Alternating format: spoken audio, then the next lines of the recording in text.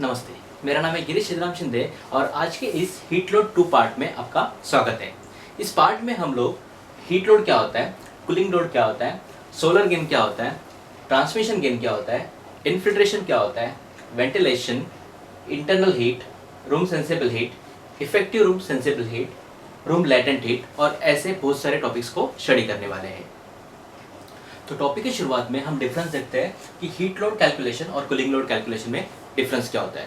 Normally हम लोग हर एक जगह पे एक ही वर्ड यूज करते हैं, हीट लोड एस्टिमेशन या हीट लोड कैलकुलेशन, लेकिन ऐसा नहीं होता। हीट लोड कैलकुलेशन अलग होता है और कूलिंग लोड कैलकुलेशन अलग होता है।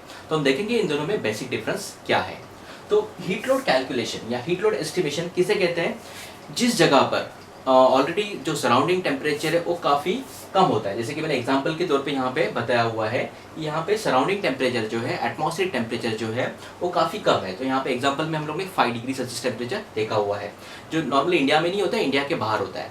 तो यहाँ पे सराउंडिंग टेम्परेचर बहुत कम है और ऐसे वक्त में हमें घर में या ऑफिस में टेम्परेचर को बढ़ाने की ज़रूरत पड़ती है। और टेम्परेचर को बढ़ाने के लिए हम लोग अलग टाइप के हीट पंप्स, हीटर्स या फर्नेस या बॉयलर्स यूज़ करते हैं। तो वहाँ पे हीट को हमें ऐड करना पड़ता है कमरे के अंदर। इसके लिए वहाँ का जो कैलकुलेशन होता है उस कैलकुलेशन को हम हीट लोड कैलकुलेशन या हीट लोड एस्टिमेशन कहते हैं। ये नॉर्मली आउट ऑफ इंडिया में चलता है। तो हम लोग क्या करते हैं, उसी वर्ड्स को हम लोग ने कैरी फॉरवर्ड किया है और उसी वर्ड को हम लोग फ्रिक्वेंटली यूज़ करते हैं। इंडिया में ऐसी कंडीशन नहीं है। अगर हम लोग भारत में, इंडिया में देखेंगे तो आउटसाइड कंडीशन जो है वो गर्मियों में 35 डिग्री सेल्सियस, 30 या 40 डिपेंड करता है सिटीज़ के ऊपर, जो लोकेशन है उसके ऊपर डिपेंड करता है। तो इंडिया में ज़्यादा करके सराउंडिंग टेम्परेचर समर में जो है वो ज़्यादा होता है और यहाँ पे हमें रूम का जो टेम्परेचर है वो सराउंडिंग टेम्परेचर से कम चाहिए। तो इस जगह पे जो कैलकुलेशन किया जाता है उस कैलकुलेशन को एक्चुअल में कूलिंग लोड कैलकुलेशन कहा जाता है, लेकिन ये वर्ड ज़्यादा पॉपुलर नहीं है। तो हम सेम वर्ड को यहाँ पे यूज़ करते हैं, हीट लोड एस्टिमेशन या हीट लोड कैलकुलेशन को, सेम वर्ड को हम लोग इस कैलकुलेशन के लिए भी यूज़ करते हैं। लेकिन प्रॉपर जो वर्ड है जो है वो है कूलिंग लोड कैलकुलेशन या कूलिंग लोड एस्टिमेशन। तो एक बार देखेंगे हीट लोड और कूलिंग लोड में डिफरेंस क्या होता है। हीट लोड कैलकुलेशन में जो सराउंडिंग या एटमॉस्फेरिक टेम्परेचर है वो कम होता है और रूम का टेम्परेचर हमें बढ़ाने की ज़रूरत होती है। और रूम का टेम्परेचर बढ़ाने के लिए हीट पंप, हीटर, फर्नेस या बॉयलर का इस्तेमाल किया जाता है, जिससे कि अंदर का टेम्परेचर बढ़ता है। और कूलिंग लोड कैलकुलेशन या कूलिंग लोड क्या होता है? जहाँ पे सराउंडिंग टेम्परेचर ज़्यादा है और रूम का टेम्परेचर हमें उससे कम करना है कंफर्ट के लिए, तो उसको हम लोग कूलिंग लोड कैलकुलेशन कहते हैं या कूलिंग लोड एस्टिमेशन कहते हैं। और टेम्परेचर को कम करने के लिए ऐसी जगह पे हमें एयर कंडीशनर का इस्तेमाल करना पड़ता है। अभी हम देखेंगे सोलर गेन और ट्रांसमिशन गेन में फ़र्क क्या होता है। तो यहाँ पे मैंने एक ड्राइंग बनाया हुआ है जिसमें R1 मतलब room 1, room 2, room 3, room 4, room 5 और रूम 6 ऐसे अलग अलग कमरे हैं, बीच में कॉरिडोर है। और एज्यूम करो इसमें रूम 1 में हमें एयर कंडीशनिंग करना है और रूम 5 में हमें एयर कंडीशनिंग करना है। तो यहाँ पे सोलर गेन और ट्रांसमिशन गेन में डिफरेंस केस को हमें स्टडी करना है, क्योंकि आगे जाके जब हम हीट लोड एस्टिमेशन का फॉर्म फिलअप करेंगे तो उसमें इस तरह की वर्डिंग आएगी कि सोलर गेन और ट्रांसमिशन गेन, तो हमें इसमें का डिफरेंस पता होना जरूरी है। तो शुरुआत करेंगे सोलर गेन से। सोलर मतलब सूरज, सूरज से जो गर्मी आती है उसको हम क्या बोलेंगे? Solar gain. तो अगर हम रूम नंबर 1 पर्टिकुलर इस रूम की बात करें तो अगर पूरा बिल्डिंग का स्ट्रक्चर देखते हो तो इस रूम की जो वेस्ट साइड वॉल है that is direct expose to sun, मतलब इस डायरेक्ट सनरेज इसके ऊपर आ सकते हैं। और दूसरी जो वॉल है साउथ साइड की, इसके ऊपर डायरेक्ट सनरेज आ सकते हैं। तो भले ही रूम के आउटसाइड का टेम्परेचर जो है एम्बिएंट टेम्परेचर गर्मी में 35 डिग्री सेल्सियस होगा, लेकिन सनरेज जब इस वॉल के ऊपर आएगी तो इस वॉल का जो टेम्परेचर है, पर्टिकुलरली यहाँ पे डार्क कर रहा हूँ, रेड एरोज बताए, इस वॉल का टेम्परेचर 35 डिग्री सेल्सियस से ज़्यादा हो सकता है। तो यहाँ से इसमें जो Sg लिखा है दैट इज सोलर गेन, तो यहाँ से आने वाली गर्मी जो है इसको हम क्या बोलेंगे? सोलर गेन, जो as compare to other walls ज़्यादा हो सकती है। तो रूम नंबर 1 की बात करें तो रूम नंबर 1 में वेस्ट और साउथ साइड की जो वॉल्स है इससे आने वाली गर्मी जो है उसको हम सोलर गेन कहते हैं और ये कंपैरेटिवली थोड़ी सी ज़्यादा होगी as compare to this wall. बाद में हम देखेंगे तो यहाँ पे एक वॉल है जिसको हम लोग नॉर्थ वॉल बोल सकते हैं और यहाँ पे एक वॉल है इसको हम ईस्ट वॉल बोल सकते हैं। तो ये जो वॉल्स है ये वॉल्स बिल्डिंग स्ट्रक्चर के अंदर आ रही है, इसको हम पार्टीशन कह सकते हैं। This walls are not expose to sun, मतलब इसके ऊपर सनलाइट डायरेक्टली नहीं आ रही है। तो होता क्या है, फिर भी यहाँ से गर्मी आएगी क्योंकि ये जो रूम 1 है that is air conditioning room और ये जो रूम है वो नॉन AC रूम है। ओके, तो नॉन AC रूम और ये भी स्पेस जो है वो नॉन AC स्पेस है। तो उसके वजह से यहाँ का टेम्परेचर कुछ तो होगा, तो यहाँ से यहाँ पे हीट ट्रांसमिट होती है और जब इस इस साइड की जो वॉल है नॉर्थ वॉल और ईस्ट वॉल, इससे जो गर्मी आती है इसको मैंने टीजी लिखा हुआ है, that is a transmission gain. तो ये बेसिक डिफरेंस है सोलर गेन और ट्रांसमिशन गेन में। तो क्या क्या बताया मैंने? सोलर गेन क्या होता है? जो वॉल्स डायरेक्ट एक्सपोज टू सन होती है, जैसे कि वेस्ट साइड वॉल, यहाँ पे सनलाइट डायरेक्ट आएगी और रेडिएशन से गर्मी अंदर आ सकती है, और यहाँ से भी डायरेक्ट गर्मी आ सकती है, तो इस वॉल से जो गर्मी आती है इसको हम बोलेंगे सोलर गेन। इसके अलावा ये जो है यहाँ पे वॉल्स, ये डायरेक्ट एक्सपोज टू सन नहीं है, उसके ऊपर डायरेक्टली सनराइज नहीं आ रही है, तो इसको हम क्या बोलेंगे? Transmission gain. जो बाहर की जो हवा है उसका जो टेम्परेचर ज़्यादा है और टेम्परेचर में डिफरेंस होने की वजह से यहाँ से कुछ गर्मी वॉल के थ्रू एसी रूम में आएगी, इसे हम कहते हैं ट्रांसमिशन गेन। और एक एग्जांपल देखते हैं रूम नंबर 5 का। समझो रूम नंबर 5 में हमें एयर कंडीशनिंग करनी है, तो अगर रूम नंबर 5 को अगर हम लोग कंसीडर करेंगे तो रूम नंबर 5 की सिर्फ एक वॉल, इस साइड वॉल जो है वो डायरेक्ट एक्सपोज टू सन है, तो यहाँ से गर्मी जो है डायरेक्टली इस रूम में आ सकती है। बाकी वॉल्स को अगर आप कंसीडर करोगे, ये जो वॉल है नॉर्थ साइड की पार्टीशन, फिर यहाँ पे फ्रंट वॉल जो है जो वेस्ट साइड में है, और साउथ वॉल जो है, ये जो वॉल्स है that is not expose to sun, तो यहाँ से जो गर्मी आएगी इस गर्मी को हम बोलेंगे टीजी यानी ट्रांसमिशन गेन। तो इस टाइप से सोलर गेन और ट्रांसमिशन गेन को हम डिफ्रेंशिएट कर सकते हैं। हम देखेंगे इन्फिल्ट्रेशन क्या होता है। तो इन्फिल्ट्रेशन क्या होता है? बाहर की जो हवा है, आउटसाइड एम्बिएंट टेम्परेचर या वातावरण का जो टेम्परेचर है वो समझो 35 डिग्री सेल्सियस है, और एयर कंडीशनिंग करने के बाद में जो घर है, जो ऑफिस है, वहाँ का टेम्परेचर एज्यूम करो 24 डिग्री सेल्सियस है, तो यहाँ पे टेम्परेचर डिफरेंस हो गया, बाहर का टेम्परेचर ज़्यादा है और ऑफिस का या घर का टेम्परेचर कम है। ऐसा होने के बाद में बाहर की जो हवा है, एम्बिएंट एयर या एटमॉस्फेरिक एयर, उसका प्रेशर एज कम्पेयर टू जो घर है या ऑफिस है उसकी हवा के प्रेशर से ज़्यादा होता है। और ऐसा होने से क्या होता है? बाहर की हवा जो है, जो ड्रोवर्स है, जो विंडोज़ है, या घर में कहीं माइक्रो क्रैक्स है वॉल में, उसमें से वो हवा अंदर चली जाती है, और उसको हम क्या कहते हैं? इन्फिल्ट्रेशन। तो इन्फिल्ट्रेशन में क्या होता है? बाहर की हवा जब अंदर जाती है तो हवा बाहर की गर्म होती है, जैसे यहाँ पे टेम्परेचर मैंने लिखा है 35 डिग्री सेल्सियस, जिससे कि रूम का हीट लोड बढ़ता है। साथ ही में बाहर की हवा में मॉइस्चर ज़्यादा होता है और मॉइस्चर भी घर के अंदर चला जाता है, जिससे कि रूम का लैटेंट हीट लोड बढ़ता है। तो इन्फिल्ट्रेशन से रूम का सेंसिबल हीट भी बढ़ती है और लैटेंट हीट लोड भी बढ़ता है। और इन्फिल्ट्रेशन कैसे कहते हैं? जब बाहर की हवा रूम के अंदर चली जाती है टेम्परेचर के डिफरेंस की वजह से या प्रेशर के डिफरेंस की वजह से, तो उसे इन्फिल्ट्रेशन कहा जाता है, जिससे कि हीट लोड बढ़ता है। अब हम देखेंगे इंटरनल हीट और वेंटिलेशन क्या होता है। इसको ऑलरेडी हम लोगों ने पिछले पार्ट में देखा हुआ है, जिसमें आपको शॉर्ट में समझाता हूँ। जो भी ऑफिस है या रूम में है, रूम में जो भी पीपल्स है, मतलब जो भी लोग बैठे हुए हैं, वहाँ पे जो लाइट्स है, फैंस है और अप्लायंस है, जैसे कंप्यूटर हो गया या कोई भी मशीन्स हो गई, तो उससे जो हीट जनरेट होती है उसको हम लोग इंटरनल हीट कहते हैं। तो हीट लोड एस्टिमेशन में ये भी एक टॉपिक आएगा फॉर्म में, इंटरनल हीट। तो वहाँ भी हमें लिखना होता है कि पीपल्स कितने हैं, लाइट्स कितनी है, फैंस कितनी है, अप्लायंसेस कितनी है, और उसके वैटेज वगैरह निकालने होते हैं, और उससे हम लोग को हीट को कैलकुलेट करना होता है। और एक होता है वेंटिलेशन। वेंटिलेशन क्या होता है? एयर कंडीशनिंग रूम में सेम हवा को रिसर्कुलेट किया जाता है, जिससे कि कुछ देर के बाद में सफोकेशन हो सकता है। ऐसा ना हो इसके लिए बाहर से कुछ हवा ली जाती है और उसको हम वेंटिलेशन कहते हैं। तो वेंटिलेशन जब हम करते हैं तो बाहर की हवा जो रूम के अंदर आती है तो उसके साथ में हीट आती है, मॉइस्चर आता है, वो भी एक हीट लोड का ये हो गया, सोर्स हो गया, और इसके लिए इसको भी स्टडी करना ज़रूरी है। अभी हम रूम सेंसिबल हीट और इफेक्टिव रूम सेंसिबल हीट को स्टडी करेंगे। तो इसके पहले देखते हैं कि सेंसिबल हीट होता क्या है।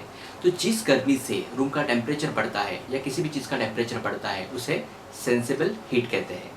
तो यहाँ पे एयर कंडीशनिंग रूम में जिस गर्मी से एयर कंडीशनिंग रूम का टेम्परेचर बढ़ता है उसे रूम सेंसिबल हीट कहते हैं। अब ऐसी कौन सी चीज़ें हैं जिससे कि रूम का टेम्परेचर बढ़ता है, उसको हम लोग एक एक करके स्टडी करेंगे। सबसे पहले सन गेन थ्रू ग्लास, मतलब कोई अगर बिल्डिंग में या ऑफिस में अगर विंडोज़ है और विंडोज़ में ग्लासेस लगी होती है तो उससे जो हीट अंदर आती है उसको हम क्या बोलेंगे? सन गेन हीट। फिर सोलर एंड ट्रांसमिशन गेन, जैसे हमने इसके पहले देखा कि सोलर गेन क्या होता है, ट्रांसमिशन गेन क्या होता है। तो कुछ गर्मी सूरज से आती है, कुछ गर्मी ट्रांसमिशन से आती है, जिससे कि रूम का टेम्परेचर बढ़ता है, उसे हम लोग कहेंगे solar and transmission gain through wall and roof. फिर कुछ गर्मी जो है वॉल एंड रूफ से आती है, कुछ गर्मी सीलिंग से आती है, फ्लोवर से आती है, तो उससे भी रूम का टेम्परेचर बढ़ता है। फिर नेक्स्ट है इन्फिल्ट्रेशन। इन्फिल्ट्रेशन मतलब बाहर की हवा जब अंदर आती है उससे भी रूम का टेम्परेचर बढ़ता है। वेंटिलेशन मतलब भी सेम, बाहर की हवा हम अंदर लेते हैं पर्पजली, सफोकेशन ना हो इसके लिए, और उस हवा से क्या होती है? गर्मी आती है, जिससे कि हवा का टेम्परेचर, रूम का टेम्परेचर बढ़ता है। फिर आती है इंटरनल हीट। जैसे अभी हम लोग ने देखा इंटरनल हीट में पीपल्स होते हैं, अप्लायंसेस होते हैं, लाइट्स होती है, ओके, तो इसकी वजह से रूम का टेम्परेचर बढ़ता है। तो उसकी भी हम क्या कहेंगे, रूम सेंसिबल हीट लोड कहेंगे। फिर रहता है supply air duct heat gain. कई बार क्या होता है, एयर कंडीशनिंग की हवा को लेके जाने के लिए एक डक्ट होता है, पतरे का डिब्बा होता है जिसे डक्ट कहते हैं। एक duct non air conditioning space से जाता है, मतलब जहाँ पे एयर कंडीशनर नहीं है ऐसी जगह से जाता है। तो बाहर की गर्मी जो है डक्ट के अंदर चली जाती है और इसके वजह से हवा का टेम्परेचर बढ़ता है, तो उसे भी हम क्या कहेंगे, रूम सेंसिबल हीट लोड कहेंगे। और फिर यहाँ पे दिया हुआ है AHU fan, air handling unit होता है जिसमें पंखा होता है। तो पंखे की HP जितनी ज़्यादा होती है उतनी हीट हवा में ऐड होती है। या फिर चिल्ड वाटर पंप्स होते हैं जिसको नॉर्मली कंसिडर नहीं किया जाता, लेकिन चिल्ड वाटर पंप की भी हीट जो है पानी में चली जाती है जिससे कि टेम्परेचर बढ़ता है। तो ये सारे जो लोड है इसको हम क्या कहेंगे, रूम सेंसिबल हीट लोड, जिससे कि एयर कंडीशनिंग रूम का टेम्परेचर बढ़ता है। अब हम देखेंगे इफेक्टिव रूम सेंसिबल हीट क्या होता है। ये जितने भी नंबर्स यहाँ पे दिए 1 to 7, इन सबको अगर हम ऐड करते हैं तो ऐड करने के बाद जो वैल्यू आती है उस वैल्यू को हम कहेंगे इफेक्टिव रूम सेंसिबल हीट। अभी हमें स्टडी करना है रूम लैटेंट हीट को। रूम लैटेंट हीट को स्टडी करने से पहले हम समझेंगे लैटेंट हीट क्या होता है। लैटेंट हीट क्या होता है, जब भी जैसे कि यहाँ पे एग्जांपल में आप देख सकते हो, कोई भी स्टेट कन्वर्जन होता है फ्रॉम लिक्विड टू वेपर या फिर फ्रॉम सॉलिड टू लिक्विड। तो स्टेट कन्वर्जन करने के लिए जो हीट दी जाती है या ली जाती है उसे हम लैटेंट हीट कहते हैं। तो जब भी किसी भी चीज़ का स्टेट कन्वर्ट होता है, फॉर एग्जांपल आइस है, आइस जब मेल्ट होके लिक्विड हो जाता है या पानी हो जाता है तो वो सॉलिड टू लिक्विड में कन्वर्ट हो जाता है, लेकिन उसका टेम्परेचर चेंज नहीं होता, तो उसको हम लैटेंट हीट कहते हैं। या फिर इस एग्जांपल में क्या बताया, एक कंटेनर है जिसमें 1 पाउंड का पानी है और जिसको हम बॉईल कर रहे हैं, जिसको हम गर्म कर रहे हैं, जिसको हम हीट दे रहे हैं। हीट देने के बाद में क्या होता है, जो लिक्विड है वो वेपर में कन्वर्ट हो जाता है।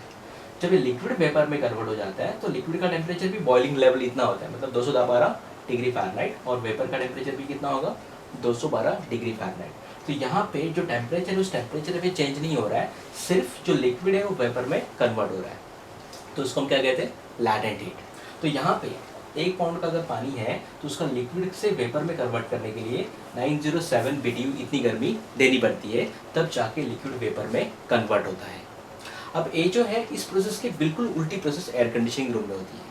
जब एयर कंडीशनिंग रूम में मॉइस्चर आता है तो मॉइस्चर वेपराइज फॉर्म में है, और जब हम हवा को ठंडा करते हैं एयर कंडीशनिंग रूम में तो ये मॉइस्चर जो है, मॉइस्चर भी कंडेंस हो जाता है, और कंडेंस जब होता है तो वेपर से लिक्विड में कन्वर्ट हो सकता है। फॉर एग्जांपल, अगर आप एक ग्लास लेते हो और उस ग्लास में ठंडा पानी डाल देते हो तो ग्लास के सराउंडिंग में अगर आप देखोगे तो आपको ड्यूज दिखाई देंगे। तो वो ड्यूज क्या है, हवा में जो मॉइस्चर है वो मॉइस्चर कंडेंस होके ग्लास के आउटर सरफेस के ऊपर जमा हो जाता है। लेकिन ये करने के लिए जो ग्लास की एनर्जी है वो यूटिलाइज होती है, जिससे कि जो हवा का वेपर है वो कंडेंस होके लिक्विड में कन्वर्ट हो जाता है। सेम थिंग एयर कंडीशनर में होती है। जब हम एयर कंडीशनर चलाते हैं तो क्या होता है, एयर कंडीशनर सेंसिबल हीट तो निकालता है, रूम के टेम्परेचर को तो कम करता है, लेकिन रूम में अगर वाटर वेपर है तो उस वाटर वेपर को भी एयर कंडीशनर को बाहर निकालना होता है। तो एज्यूम करो एक कमरा है और इसमें 1 पाउंड इतना वाटर वेपर है, तो उसको अगर बाहर निकालना है तो इस एयर कंडीशनर को 907 BTU गर्मी को क्या करना होगा, यूटिलाइज करना होगा, तब जाके जो वाटर वेपर है वो क्या होगा, लिक्विड में कन्वर्ट होगा, और लिक्विड में कन्वर्ट होकर वो कमरे के बाहर निकाला जाएगा। लेकिन इसमें क्या होता है, जैसे सेंसिबल हीट का लैटेंट हीट का मैंने बताया, जब भी स्टेट कन्वर्ट होता है फ्रॉम लिक्विड टू वेपर, तो यहाँ पे टेम्परेचर कॉन्स्टेंट है, टेम्परेचर में कोई भी चेंज नहीं हो रहा है। तो यहाँ पे भी क्या होता है, जब एयर कंडीशनर हवा में से वाटर वेपर को जब वो कन्वर्ट करता है वाटर में, कंडेंसेट वाटर में कन्वर्ट करता है और कमरे के बाहर निकालता है, तो एयर कंडीशनर जो है स्टेट कन्वर्जन का काम कर रहा है। तो उस वक्त में जो सेंसिबल हीट रिमूव करने का काम है वो कम हो जाता है, और जिससे कि एयर कंडीशनर की एफिशिएंसी डाउन हो सकती है। तो अगर वाटर वेपर ज़्यादा है या लैटेंट हीट लोड ज़्यादा है तो उसके हिसाब से एयर कंडीशनर की कैपेसिटी भी क्या होनी चाहिए, ज़्यादा होनी चाहिए। फॉर एग्जांपल, मेरे पास अगर 2 कमरे हैं, एक कमरे में क्या है, जो कमरा है उसमें 1 पाउंड का वाटर वेपर है या मॉइस्चर है और हमने एयर कंडीशनर चालू किया, और दूसरे एग्जांपल में ड्राई एयर है, मतलब उस कमरे में हवा में मॉइस्चर है ही नहीं, तो यहाँ का जो एयर कंडीशनर है उसको कोई कन्वर्जन नहीं करना, मतलब जो, क्योंकि मॉइस्चर है ही नहीं तो उसको कंडेंसेट करके बाहर निकालना नहीं है, तो एक एयर कंडीशनर क्या करेगा, झट से हवा को ठंडा करेगा, क्योंकि इसको सिर्फ सेंसिबल हीट को बाहर निकालना है, तो यहाँ पे कूलिंग शायद जल्दी आ सकती है। लेकिन ये जो एयर कंडीशनर है, ये जो केस है, यहाँ पे एयर कंडीशनर को 2 काम करने हैं, एक तो हवा का टेम्परेचर कम करना है, सेकंड काम क्या करना है, हवा में जो वाटर वेपर है उसको कंडेंसेट करके बाहर भी निकालना है। तो अगर दोनों रूम की साइज अगर सेम है तो यहाँ पे एयर कंडीशनर अगर 1 टन का लगता है, तो मैंने एग्जांपल दे रहा हूँ यहाँ पे, तो यहाँ पे एयर कंडीशनर की कैपेसिटी डेफिनेटली 1 टन से ज़्यादा लगेगी, क्योंकि यहाँ पे उसको लैटेंट हीट भी निकालना है, सेंसिबल हीट भी निकालना है। तो इसके वजह से यहाँ पे एयर कंडीशनर की कैपेसिटी थोड़ी सी ज़्यादा होगी। कहने का मतलब ये है, जितना मॉइस्चर ज़्यादा होगा उतना एयर कंडीशनर की कैपेसिटी क्या होगी, ज़्यादा होती जाएगी, और जितना मॉइस्चर कम होगा उतनी एयर कंडीशनर की कैपेसिटी क्या होगी, कम होगी। तो इसे हम क्या कहते हैं, लैटेंट हीट। अब ये जो है रूम लैटेंट हीट क्या होती है, इसको हम देखेंगे।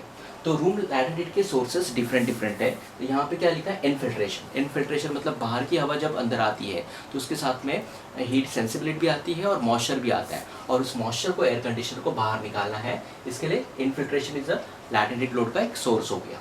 फिर दूसरा दिया पीपल, जो इंसान होते हैं जो ऑफिस में काम करते हैं, उनको पसीना आता है, वो भी क्या हो गया, एक टाइप का मॉइस्चर हो गया, और उस मॉइस्चर को भी एयर कंडीशनर को बाहर निकालना होता है।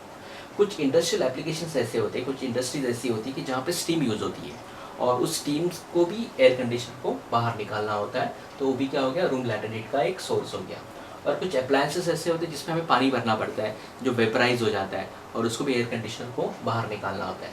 तो ये सारे सोर्सेज क्या हो गए, रूम लैटेंट हीट के।